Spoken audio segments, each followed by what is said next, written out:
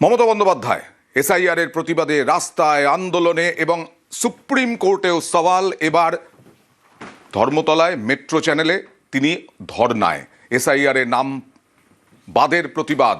Metro চ্যানেলে ধর্ণা মঞ্চে মমতা বন্দ্যোপাধ্যায়। প্রথম ভোটার তালিকায় বৈধ ভোটারদের নাম বাদের অভিযোগ, এসআইআর এর নামে হয়রানি মৃত্যুর অভিযোগ, কমিশনের বিরুদ্ধে ধর্ণায় মমতা বন্দ্যোপাধ্যায়। কথা বলবো প্রতিনিধি আবিরের সঙ্গে। আবির, তিনি শাসক তিনি বিরোধী, এবং বিরোধী হিসেবে কেন্দ্রের বিরোধী হিসেবে কেন্দ্রের বিভিন্ন সিদ্ধান্তের বিরোধিতা হিসেবে প্রথম মমতা বন্দ্যোপাধ্যায়কেই বাস্তব এটা যে প্রথম মমতা বন্দ্যোপাধ্যায়কেই প্রতিবাদ করতে দেখা যায়। সেই বিরোধী যে ইমেজ সেটাকেই হাতিয়ার করতে চাইছেন তিনি এই ভোটের আগে। তিনি নিজেই উল্লেখ করেছেন যে তার বিরোধী তিনি, এবং যে সমস্ত কারণগুলোতে তার মনে হয় যে মানুষের পাশে দাঁড়ানোর জন্য ইস্যু তৈরি করে তাদেরকে প্রচারে যেতে হবে বা সেই ইস্যুকে নিয়ে রাস্তায় নামতে হবে, সেই রাস্তা তারা নিজেরাই তৈরি করেন। এবং মমতা বন্দ্যোপাধ্যায়কে যারা তার রাজনৈতিক বিষয় সম্পর্কে অবহিত তারা বলেন যে তিনি রাস্তায় নেমে আন্দোলন করার ক্ষেত্রে তিনি যে ধরনের পারদর্শিতা দেখাতে পারেন, অন্য কোনো রাজনৈতিক দলের প্রতিনিধিরা সেই পারদর্শিতা দেখাতে পারেন না। ফলে যখন নির্বাচন ঘোষণার প্রাককালে বা একই সঙ্গে হচ্ছে এসআইআর নিয়ে যখন আন্দোলন যখন চলছে বিভিন্ন জায়গাতে এবং গোটা বিষয়টি যখন সুপ্রিম কোর্ট পর্যন্ত গড়িয়েছে, ঠিক সেরকমই আবহের মধ্যে আজকে থেকে তিনি তার এই যে ধর্ণা অবস্থান কর্মসূচি তিনি সেটা শুরু করেন মেট্রো চ্যানেলে। এবং তিনি কিছুক্ষণ ধরে এই যে সমস্ত কথাবার্তা মঞ্চ থেকে তিনি বলছেন, তাদের মনে করা হচ্ছে যে আগামী বেশ কয়েকদিন মঞ্চে তাদের যে আন্দোলন সেই আন্দোলন তাদের তরফ থেকে চালানো হবে।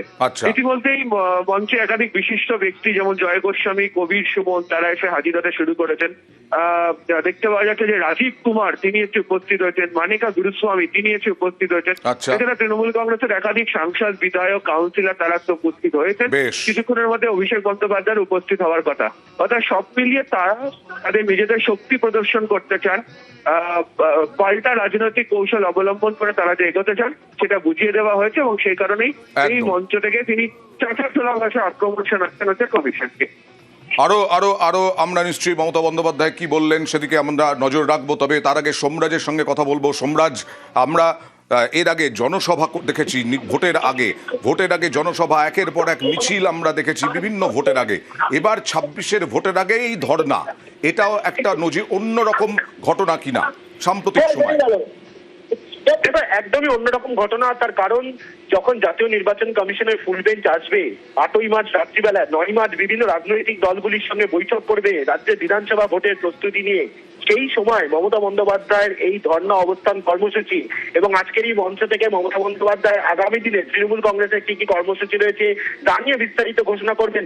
অবশ্যই এটা একটা অন্যরকম, তার কারণ নির্বাচন কমিশনকে কার্যত চাপ দেওয়ার কৌশল। তার কারণ মমতা বন্দ্যোপাধ্যায় কিছুক্ষণের মধ্যেই নির্বাচন কমিশনের খাতায় তারা মৃত সেই জীবিত ভোটারদের নিয়ে এসছেন এবং সেই জীবিত ভোটারদের তিনি সর্বসমক্ষে আনবেন এবং নির্বাচন কমিশনের কোথায় কোথায় কাজের গাফিলতি হচ্ছে ফের সেই গাফিলতি বা ফের সেই ভুল তিনি তুলে ধরবেন। এর আগেও মমতা বন্দ্যোপাধ্যায় বারবারই বলে এসেছেন যে নির্বাচন কমিশনের কাজে একাধিক গাফিলতি রয়েছে, একাধিক ভুল রয়েছে। শুধু তাই নয়, নির্বাচন কমিশন বিজেপির সঙ্গে হাত মিলিয়ে ভোটারদের নাম বাদ দিয়ে দিচ্ছে। একদম আজকেও দেখার যে আরো কি কি তোপ দাগেন মমতা বন্দ্যোপাধ্যায়। ডিলিট তো 60 লক্ষ করা হয়েছে, 58 লক্ষ মিসম্যাপ, আর নতুন ভোটার হয়েছিল 6 লাখ, কেটে দিয়ে 1.5 লাখ করেছে। 5 লক্ষ জ্যান্ত মানুষকেও কোথাও মৃতও দেখানো হয়েছে।